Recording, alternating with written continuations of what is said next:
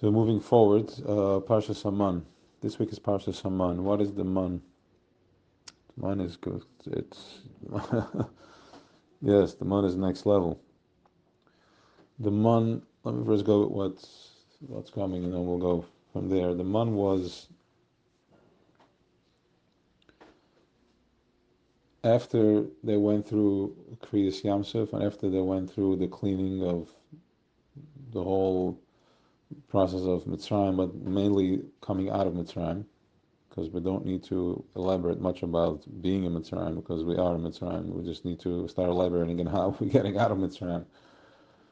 Yeah. So once they had that level of a presence, if you listen to the other voice note, the previous one from the four elements, they needed to sustain that with a certain food, and not just they needed to stand up with certain food. The food they were eating helped them sustain, because that was the vibration they were in. They were eating something very, very ruchnistic, very abstract, and it had in it just it was so present that just a little bit, and it was enough. It was like something maybe like a piece of salt, so to speak, or Rashi says something. I don't want to quote any names because this gets funny over here, what people say. But anyways, what they were eating. But fine, that's not the point. Let's just keep it to. It was a level of presence that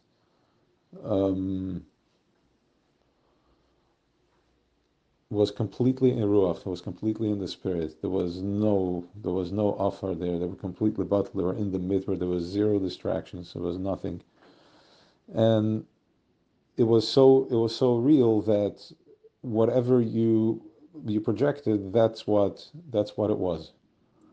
Which means that yes, the man, but I meant it the other way.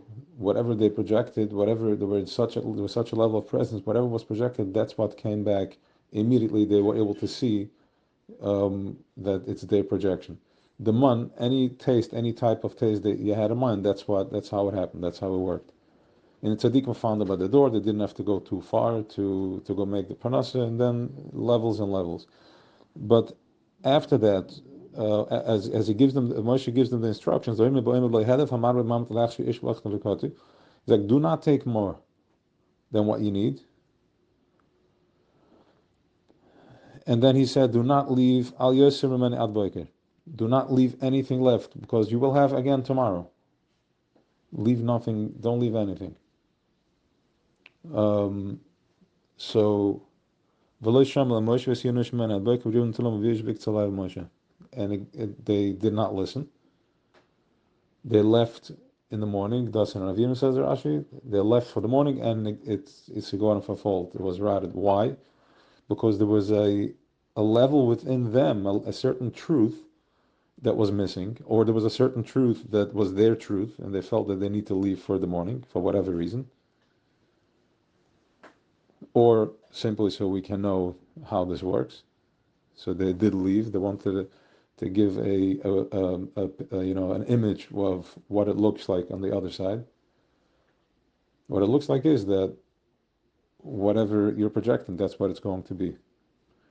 But if we're in Mitzrayim and we're stuck, and you can't change, and you're stuck in we need to leave over something for tomorrow. Let me hold on to it. Let me just let me hold on to the pain, hold on to my own personal judgments, and then basically, vayivash. It rots away. There's nothing there. It just spoiled.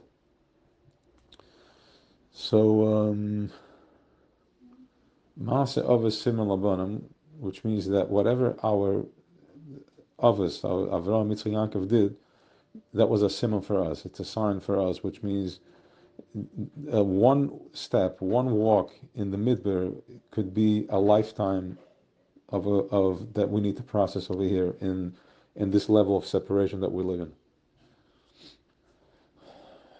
Again, Mas always similar. We are our of us. We are our great grandparents. It just keeps all the way up, it becomes good, it becomes refined, it becomes good, it stays, and then a lower level that needs to connect all the way down in Malchus,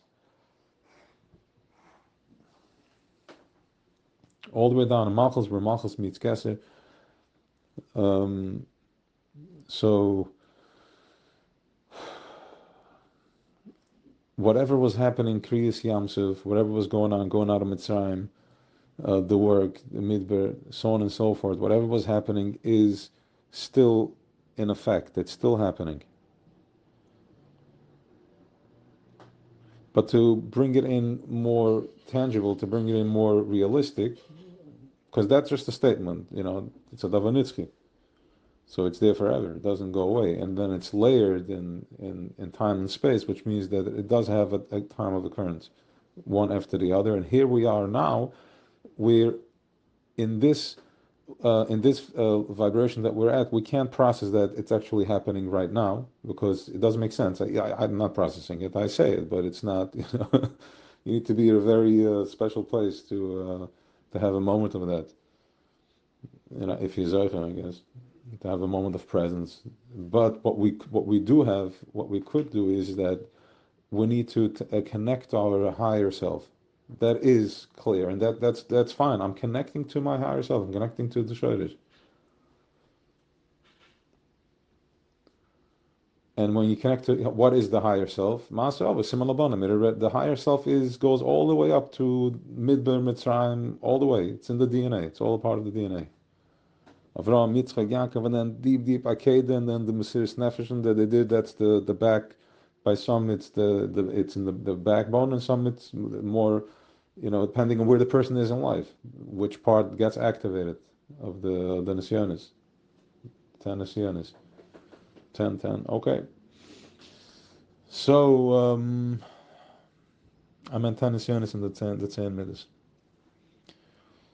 Okay, so that's it. So we should all have a very healing Shabbos, and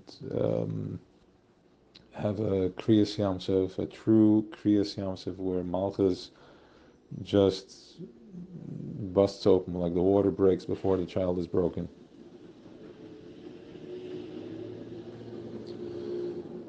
The thinner the layer that's holding on, that's holding back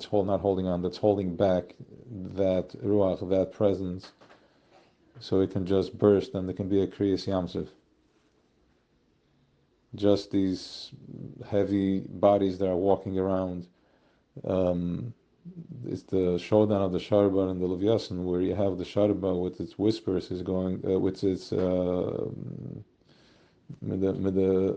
his feathers, the fins. He's going to shech the Sharba, and the Sharba is going to gore him. Is gonna with his horns.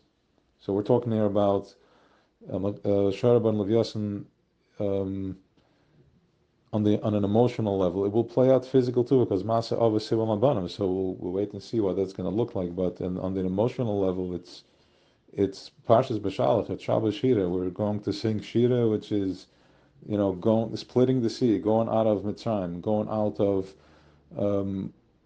letting go and just breaking the water, because the water is already vayivash. It's already stinking. It smells. It's holding the same heaviness over and over again, and not our faults. This is it. This is what we were born into. We're born in a specific tank. This is what it is. But recognizing that it's not, that it smells. It's not you. It's not you. It's not you.